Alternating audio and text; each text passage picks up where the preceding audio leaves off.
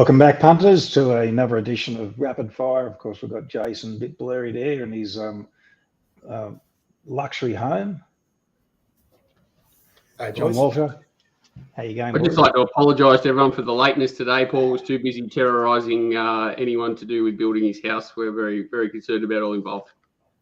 No.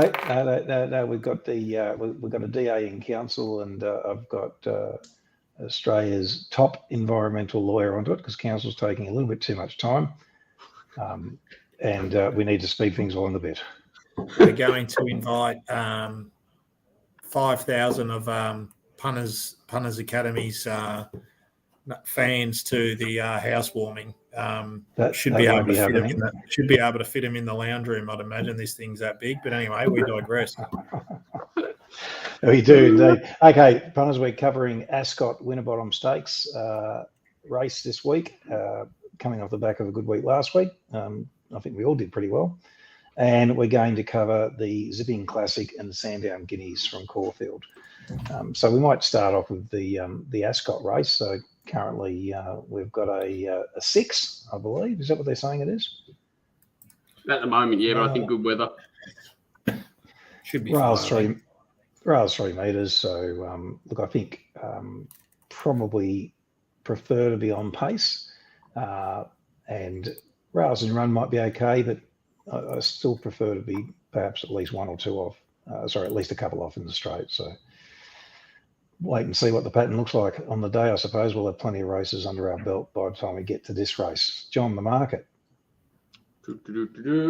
Roth Fire, $5.50 into $5. Valana $5.50, $6.50 Elite Street, $10 Miss Kentucky, $10 This'll Test You, $11 Palili, $12 The Astrologist, $14 My Bella May, Red Can Man, $21, Kiss on All Four Cheeks, $21, $26 Snipper Rucci, $31 Bo Rossa, Massimo $34, Stage Man $61 plus the rest.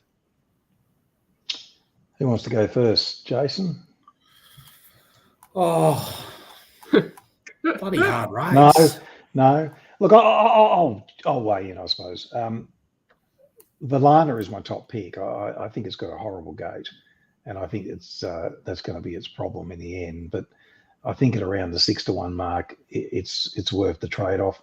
That performance last time, winning at Newcastle, was definitely up to group class. And there's no doubt in my mind it's currently, I suppose, the way these are going, probably the best suited. Map being the big drawback, I suppose, or the only drawback if you can find one. But if it can overcome the gate and get in and get some cover in the run, then I think it's probably the one I want to be with. If there's a roughie in the race, Kiss on All Four Cheeks back to Daniel Morton, back to 1,200 metres. Off the 28 days, I'm not worried about that. I think that's a nice move. 25-30 to 1, I think it's probably overs. And I'm probably against Rough Fire at the price. Currently, it's around about that 7-2 mark, so I think it's a bit short. John, what's your say here? These are my normal sort of races. I just couldn't find anything that I thought straight away thought Elite Street was the horse that you wanted to find, but I'm not really sure it runs a super strong 1,200 metres, and I think they're going to go fast here. I want to find like a horse that's got 1,400 metre form, preferably. Valana fits that, but you go and Nash to Jamie Carr, which to me is a huge drop back. Where's the horse going to be in the run? Back in distance again, so it's coming back in distance a second time this prep, having to travel. I could poke holes in everything, really. I think Rothfire, that run when it went head-to-head with Timmy, I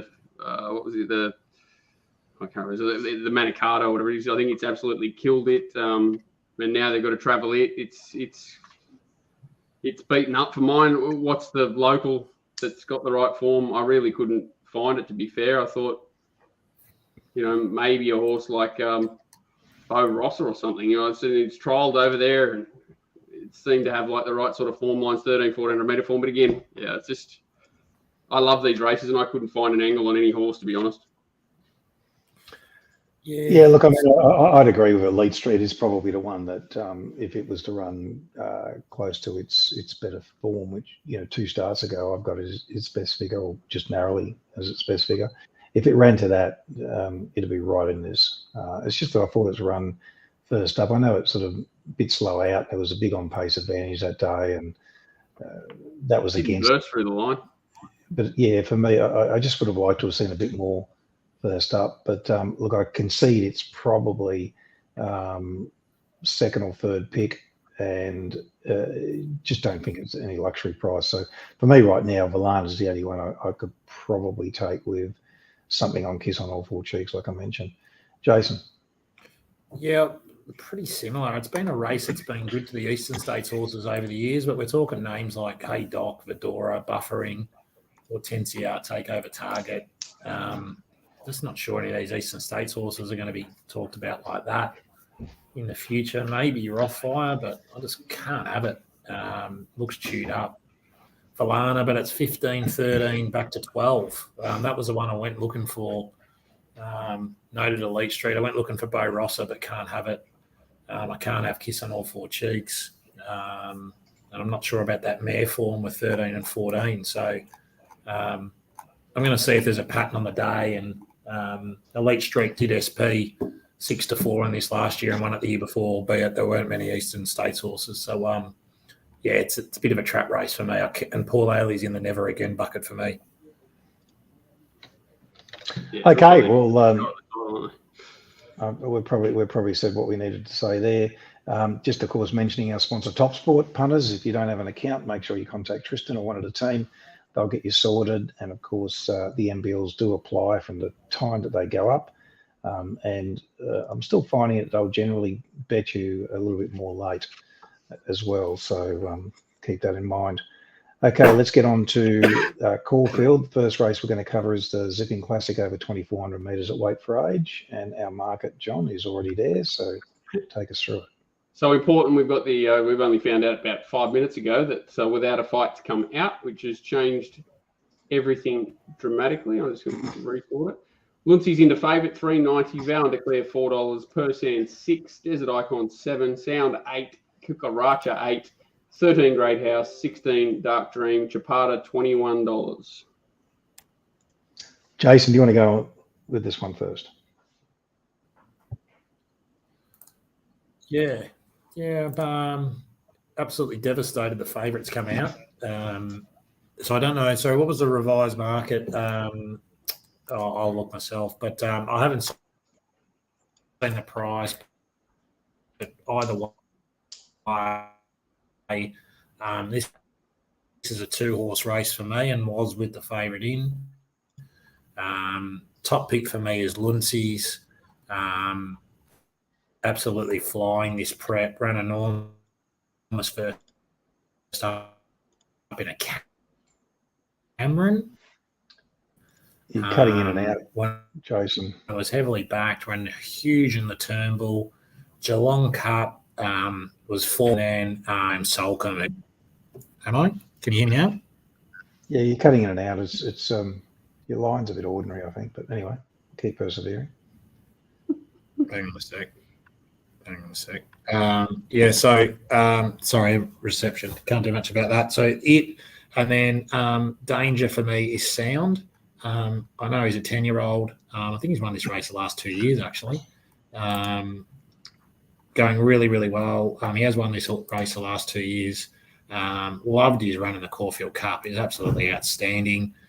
He was just on the heels of Luncey's in that Queen Elizabeth. I'm going as that race for the form. Very keen to bet up these two. John?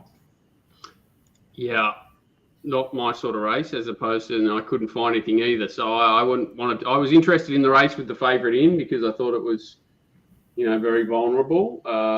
Sort of got taken to Vow and Declare just because I think it doesn't run. I know it's won the Melbourne Cup. I thought back to 2,400 was a huge positive for it. And its form was nice there. There's not really a weight for age horse in this race. It was probably the closest thing, maybe. Luncey's, none of them are for mine. So, yeah, honestly, I don't even really have an opinion.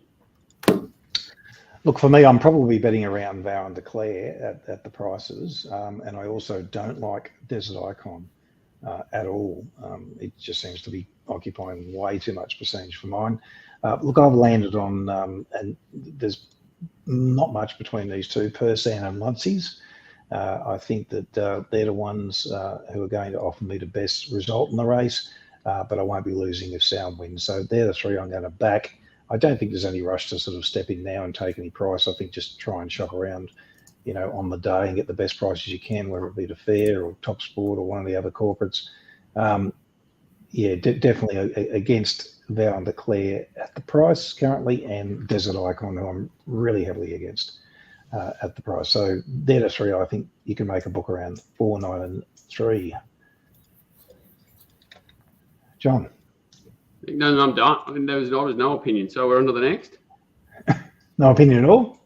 Oh no, I just said I was interested with the favourite in, but not with it out, because I don't really have an opinion on the race. I thought Vow and Declare was the one, but it's short enough. It's not a race I'll be interested in at all.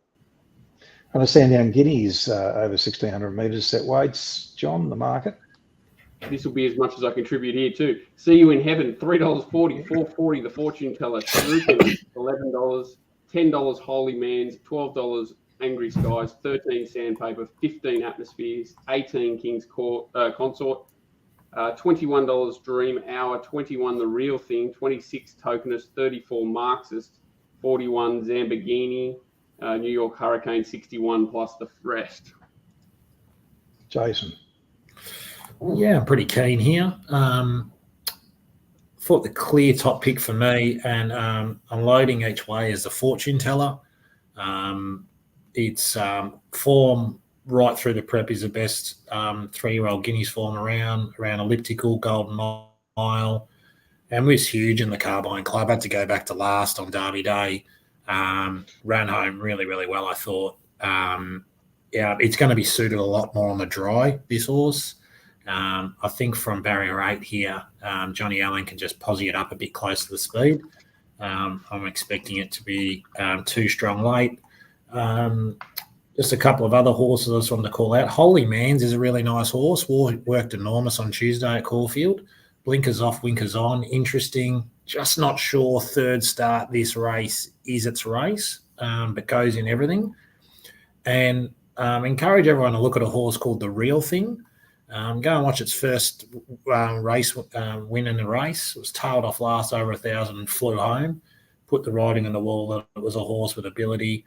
Ran second up, ran really strong Class 1. It was nearly a midweek class. Victory Bay winning that, and then it won last start in a benchmark 64 open grade. Comes back here $26. Goes in everything. Horse for the future as well. Pretty keen Fortune Teller. Look, I'm against See You in Heaven as favourite. I don't think it deserves to be favourite. Fortune Teller definitely in your corner there, Jason, and Holy Man's. Look, out of those ones that we've mentioned, and of course there's a couple of other chances in the race too, Shrunken Atmosphere, and even The Real Thing, as you mentioned. I think probably the best value right now is Holy Man's though. So for me, I'll sort of label that as perhaps a bit of each way value there at about the 10-1 mark. For the record, I'm with Jason. That's the only horse I could possibly back, the Fortune Teller. The only reservation is a long way into its first preparation. But apart from it, I'm not in a See You in Heaven camp at all. And I like a horse at Atmosphere, but he just seems to be going to the well far too many times. James, is very weird, long preparation for him, taking the blinkers off, but it is continuing to race well and his big odds and can give a sight. Okay, that's it. We've covered those 3 races. Hopefully we'll get a winner for you. There's pretty slim pickings this week. Obviously plenty of other racing around. And any other selections you want to I think I tweeted on the other day on Wednesday when the prices came out in the last. I think it's the best race of the day at Caulfield, the Sandown Stakes. My Whisper was $8.50, I think, at the time. I think it's the the best each way of the day. The best roughie of the day is in that same race, the 12 at Delamore. It's $46. Throw it in your quaddies, punters. And love your views, guys, on race 1 with the 3 blue horses in it. How you think Cylinder, which ran in that 900-metre race at Newcastle, J-Max hooked it and ran on a pretty much leader's day. How you think that form lines up with Remedies, if you don't mind giving your views? If it doesn't start favourite over Remedies, I will give it away. That's a very strong view. Thank you, John. Paul? Yeah, I'd probably agree. Yeah, I was keen to back Cylinders as well, and hence it was a leading question because, I love that first up run. There are other horses in the race, though. There are, Paul. There are 10 horses in total. And who else do you think is a winning one? I don't want to be saying at this point in time. Well, I'll say that my family, my family own quite a few horses, and we have Gangitano. Yeah. I named this horse. It's out of a mare called Colosimo, who played Alphonse Gangitano in the TV series. So that's why we've named it that. This horse is been highlighted by the trail files this week. It's a lovely, lovely, lovely colt. And we think it can win the Blue Diamond at Sandown this year in Feb. So we're hoping that it runs on, but it's got a lot of ability. Just not sure if they'll be too slick at it on a dry deck at Caulfield over 1,000 on Saturday. But a lot of potential this horse. I think it's quite deep. Even Hayes' horse, Little Brosco's okay. It's definitely one of them for sure. Maybe even Bonafide Star. There you go. There's one out wide. There we go. Murray Bridge form. Oh, well, I mean, Jade Doyle, Jordan Charles is what sort of interests me. Jade Doyle to Jordan Childs. Ah, right. Jade Doyle. Yeah, fair enough. Was she a jockey or what? Well, was engaged to ride at last start and did ride at last start. So looks like a work experience kid. She normally rides at Broken Hill and Port Lincoln, I can see here. Yeah, right. Oh, it's a fair jockey upgrade, you'd say. Yeah, it's small bet race for me. Okay, guys. So is that it for the year, Skipper? Is this it? Is this the Christmas party or what? I don't know. I can't even really think about what's on. Mate, we've got to talk him into coming on every week, so maybe we can just keep trying. I'm trying to get into that. When you're building a Taj Mahal, it gets difficult, life. A lot of other things happening as well, and keeping extremely busy, trying to get more exercise into the routine, and that's sort of working. Maybe we could do a Punters Academy on a fitness workout. You could get the rig out. That wouldn't be a good look. All right, boys. 20-minute workout at the desk. I've got a treadmill under here. My sister, my father, for my 40th, my father gave me a treadmill that goes under your desk, and my sister's trying to buy me a Peloton bike. Are they trying to tell me something? Oh, yeah. Anyway. You're the healthiest bloke I know. Good luck, guys. Back plenty of winners. Boys. See you, Rob.